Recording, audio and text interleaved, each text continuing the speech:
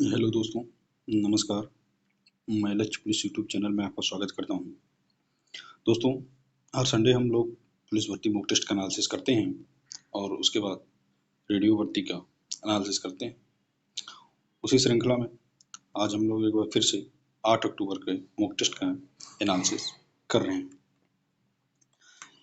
ये टेस्ट बता दें आपको कि 8 अक्टूबर का है और इस टेस्ट में हम देखेंगे कि आज कट ऑफ क्या हो सकती है और हेड और असिस्टेंट दोनों को उसके सीटों के रेशियो में कट ऑफ लगाएंगे। उसके लिए साथ में मेल और फीमेल का कट ऑफ क्या हो सकता है और मेरा कितना स्कोर रहा है इस टेस्ट में, इन सारे बिंदुओं पर चर्चा करते हैं। अब दोस्तों देखते हैं कि हर सब्जेक्ट में कितना कितना करना हमारे लिए सेफ होगा। बात करें तो मैथ सेक्शन की, तो मैथ में आपने देखा होगा, आपने दिया होगा, खुद रियलाइज किया होगा कि लगभग 5 से 6 क्वेश्चन का जो है थोड़ा लेंदी था, टाइम टेकन था। तो हो सकता है कि बनाना हो या टाइम की वजह से हमें छोड़ के भागना पड़ा हो। देखिए, ये आ नहीं रहा है या टाइम की वजह से बन नहीं रहा है, तो दोनों बात एक ही है। क्योंकि वहाँ हमको छोड़ के भागना पड़ेगा, क्योंकि हम दूसरे क्वेश्चन का समय नहीं ले सकते। इसलिए हमने ये 24 प्लस लिया हुआ है। यदि आपकी मैथ्स अच्छी है तो आप इससे ऊपर कर सकते हैं, लेकिन ये एक एवरेज है कि इतना तो आपको करना ही करना होगा, अन्यथा आपको दूसरे सेक्शन में ज़्यादा कवर करना पड़ेगा। अब देखें रीजनिंग की। रीजनिंग हमने कितना लिया? 60 प्लस। देखिए 60 बहुत ज़्यादा नहीं है, लेकिन बहुत कम भी नहीं है, क्योंकि इसमें अब की बार तो जीएस का क्वेश्चन आपने देखा होगा कि पुलिस अकादमी पूछा हुआ था, तो उसमें आपने हैदराबाद लगाया होगा। इजी क्वेश्चन था अगर आपने पढ़ा होगा तो। और बीएसएफ के बारे में पूछा हुआ था, तो ये जीएस के बार क्वेश्चन हमको कुछ इजी लग रहे थे। साथ में एक ओकेप पे था तो वो भी सही ही था, लेकिन फिर भी ये आंकड़ा हमने 60 लिया है और इतना तो आपको करना ही करना होगा। हिंदी में हिंदी में हमने 42 प्लस लिया हुआ है। अब आप एक चीज़ देख रहे हैं कि मैं मैथ, रीजनिंग और हिंदी इन तीनों में बहुत ज़्यादा कम करके नहीं चलता। क्यों? क्योंकि इस परीक्षा की जो है ये रीढ़ है। ये 3 सब्जेक्ट इस परीक्षा की रीढ़ साबित होगी। क्योंकि अगर इन सब्जेक्ट में ज़्यादा कम हो गया किसी भी सब्जेक्ट में, तो फिर हम जीएस में जाके कवर नहीं कर सकते और हम कहीं ना कहीं अच्छे खासे अवसर को खो देंगे। इसलिए हम मैथ, रीजनिंग और हिंदी में बहुत कम करके नहीं चलेंगे। अगर इन तीनों में आपका किसी भी सब्जेक्ट में स्कोर कम हो रहा है तो प्लीज़ अभी समय है, उस पर काम करिए। साथ में जीएस की बात करें तो जीएस के सेक्शन में अब की बार देखा जाए तो साइंस के, अगर जिसकी साइंस अच्छी है वो तो थोड़ा कवर कर सकता है, लेकिन जीएस के क्वेश्चन भी बन रहे थे अब की बार। हमें नहीं लगता साइंस ज़्यादा सही हुआ, हमें लगता है जीएस ही ज़्यादा सही हुआ है, लेकिन फिलहाल हम इसमें 32 या 32 प्लस लेके चल रहे हैं। अब इन चारों सेक्शन में आपने दिया होगा और देखा भी होगा कि कुछ क्वेश्चन ऐसे थे जिसका आंसर गलत दिया गया है।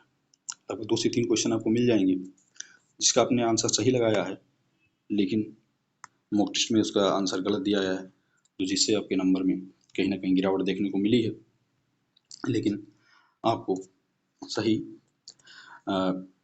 जोड़ना होगा, हालांकि नंबर तो वैसे ही दिखाएगा, तो उसी रेशियो में हमने कट ऑफ भी लगाया। अब इन चारों सब्जेक्ट को देखा जाए तो उस आधार पे अगर चारों सब्जेक्ट के नंबर को आप जोड़ेंगे तो हमने 316 प्लस लिया हुआ है कि जिस भाई के 316 प्लस या उससे ऊपर हैं वो कहीं ना कहीं एक बेस्ट स्कोर का दावेदार है। अब देखिए, हम हेड और असिस्टेंट दोनों को यहाँ पर कट ऑफ लगाएंगे, तो देखिए कट ऑफ लगाने के एक लॉजिक भी होना चाहिए। ऐसे नहीं कि आए और असिस्टेंट का कम बता दिया, हेड का ज़्यादा बता दिया, हेड का कम बता दिया, असिस्टेंट का कम बता दिया। तो मतलब ऐसे कुछ नहीं है, ऐसे कुछ भी नहीं बताना है। क्या लॉजिक है, किस बेस पे हम कट ऑफ को लगाते हैं? सबसे पहली बात तो पेपर का लेवल हमने देखा कि क्वेश्चन कितने कितने बन रहे थे पर सब्जेक्ट, जो कि मैं भी दे रहा हूँ और आप भी देते हैं, तो हम लोगों को एक आइडिया लगता है कि हम लोग इतना तैयारी किए हैं तो हम कहाँ तक कर पाते हैं। अब देखिए, अगर आप वेन डायग्राम को हम देखें तो ये अगर हेड है तो ये असिस्टेंट। आप कहेंगे ये क्या? तो मैं बता दूं कि जिस भाई का हेड में है वो ऑलमोस्ट असिस्टेंट में डाला ही डाला होगा, लेकिन असिस्टेंट वाले क्या हेड में डाले होंगे? तो हाँ, कुछ डाले होंगे, लेकिन सारे नहीं डाले होंगे, क्योंकि जिसके पास डिप्लोमा हो, इंटर हो सकता है, लेकिन ज़रूरी नहीं है किसी के पास इंटर हो, डिप्लोमा भी हो। तो ये कहीं ना कहीं वेन डायग्राम से समझाने का ये मतलब है कि अब हेड के लगभग आपने देखा होगा 70,000 फार्म है, इसकी 5 लाख फार्म है, 4 लाख फार्म है, और हेड की कट ऑफ अगर कम जानी है तो वो तो असिस्टेंट की सीट नहीं खाएगा, वो तो भाई उसका हो गया कि पे ग्रेड ज़्यादा है तो वो हेड की सीट खाएगा। तो असिस्टेंट का हेड से कोई नुकसान नहीं, ये नंबर ला रहा है तो हेड की ही सीट खाएगा। तो इस वजह से, और नंबर ऑफ कंपटीशन देखा जाए पर सीट की तो वो भी असिस्टेंट में ज़्यादा है। तो इन सारे तथ्यों को भी देखा जाए तो असिस्टेंट में ज़्यादा बन रहा है। आप आशा करते हैं कि आप समझ रहे होंगे इस लॉजिक को, कि ऐसे नहीं कि हम बता दें कि हाँ नहीं हेड का ज़्यादा, क्यों किस आधार पे कह रहे हैं? भाई पेपर का लेवल और हम लोग जिस मॉक को दे रहे हैं उसमें तो ये देख रहे हैं कि 3 सब्जेक्ट लगभग वही है, जीएस के सेक्शन में ही अंतर आता है। तो इस आधार पे मैं कह रहा हूँ कि इस आधार पे हेड के कट ऑफ में कहीं न कहीं असिस्टेंट के कट ऑफ की अपेक्षा गिरावट देखने को मिलेगी। लेकिन कितना मिलेगी? ऐसा नहीं कि बहुत ज़्यादा मिलेगी। लेकिन अगर 8 से 10 नंबर या 12 नंबर तक कहें तो ये बड़ी बात नहीं होगी। अब दोस्तों बात करते हैं मेल की। तो हेड में हमने मेल का 300 प्लस लिया हुआ है। 300 प्लस इसलिए लिया हुआ है क्योंकि 2 से 3 क्वेश्चन जो गलत थे उसके भी नंबर शायद ऐड हो सकते थे, लेकिन आपने सही किया फिर भी आपको नंबर नहीं मिला है, इसलिए हम 3 से 300 प्लस ले रहे हैं। फीमेल के लिए 292 प्लस हमने लिया हुआ है, चूँकि इतना वेरिएशन रहेगा 8 से 10 नंबर, उसको हमें लेकर चलना है। साथ में बात करें असिस्टेंट की तो हमने 308 प्लस लिया हुआ है और फीमेल का 300 प्लस लिया हुआ है।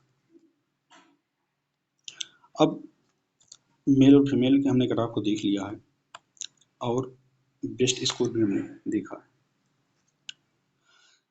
दोस्तों एक बात और कहना चाहूँगा कि यदि आपका इस कट ऑफ में नहीं आ रहा है तो पहली बात तो हताश होने का काम नहीं है, अभी समय है और हम उस पे पर सब्जेक्ट वाइज काम करेंगे। लेकिन एक भाई का कमेंट था कि आपकी कट ऑफ थोड़ा ज़्यादा रहती है, तो मैं भाई को बता दूँ कि कट ऑफ जो है ये पेपर की रेशियो को, सीट की रेशियो को, इन सब के आधार पे ही लगाया जाता है, और ना कि हम देखिए हम इस तरह से भी कट ऑफ लगा सकते हैं कि शायद आपको कट ऑफ देख के थोड़ा खुशी मिल जाएगी कि हाँ ठीक है, अच्छा हुआ। लेकिन हम नहीं चाहते कि आप ऐसे भी खुश हों और एग्ज़ाम में, मेन एग्ज़ाम में आपका जब नंबर ना आए तो आपको लगेगा कि क्या ही मतलब देख रहे थे। तो ऐसे खुश होने का कोई मतलब नहीं है। अच्छा ये होगा कि हम लोग इस समय है और अगर कट ऑफ तक नहीं आ रहे हैं तो उसमें हमको काम करके आने की ज़रूरत है। दोस्तों एक बात और है कि यदि आपको हमारा एनालिसिस अच्छा लग रहा है तो आप दोस्तों चैनल को सब्सक्राइब करें और वीडियो को लाइक करें। इसी तरह से हम इसी श्रृंखला में कट ऑफ का एनालिसिस लाते रहेंगे और फाइनल सिलेक्शन तक आपके साथ जुड़े रहेंगे।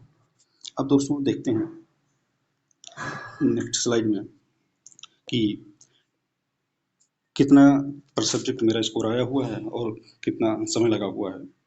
तो देखिए इसमें समय की बहुत कीमत है, और ऐसा नहीं है कि क्वेश्चन आ रहा है और समय ही कम पड़ गया तो भी क्वेश्चन छूट जाएगा, और अगर आपकी स्पीड अच्छी है, क्वेश्चन नहीं आ रहा है तो भी स्कोर नहीं आएगा, दोनों को आते ही है। इसलिए हम लोग समय को भी ध्यान में रखेंगे और हर सब्जेक्ट में कितना स्कोर आया है। ये टेस्ट जो है हम बता दें आपको, ये टेस्ट असिस्टेंट का है।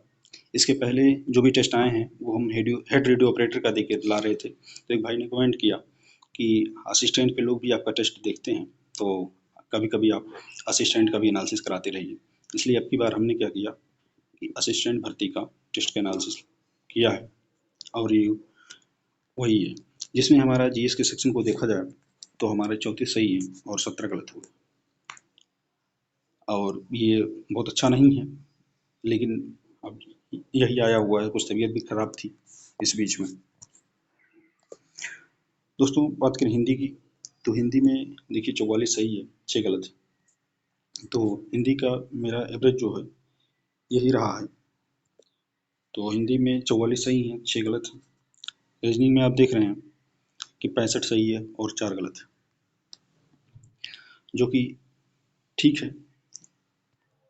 बात करें एप्टीट्यूड में, एप्टीट्यूड में देखिए न्यूमेरिकल, इसमें 29 सही है, 1 गलत हो गया है।